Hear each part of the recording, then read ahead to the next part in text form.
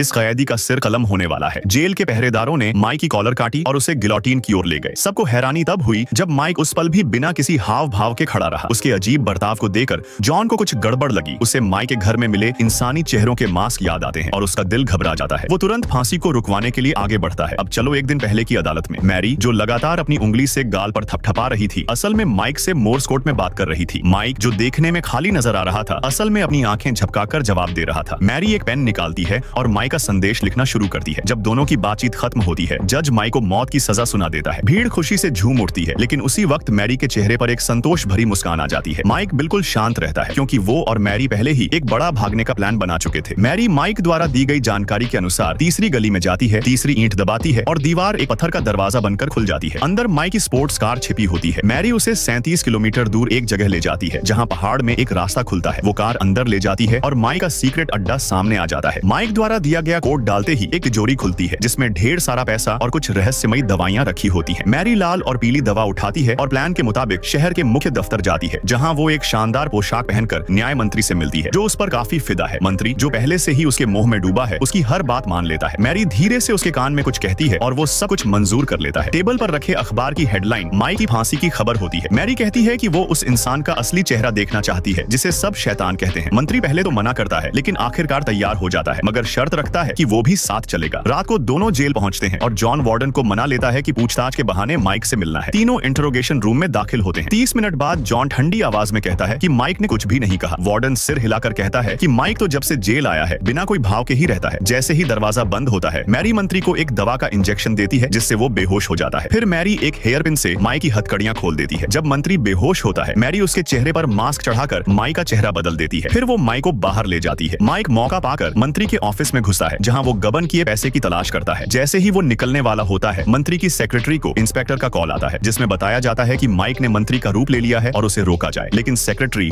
उसे किसी ठगी की कॉल समझकर गुस्से में काट देती है। माइक जो सब सुन रहा था, जल्दी से वहां से भागता है। उस पुलिस वाले के सामने से निकलता है जो उसे पकड़ने आया था। फिर वो बाहर निकलकर मैरी की कार में बैठता है और दोनों वहां से निकल जाते हैं।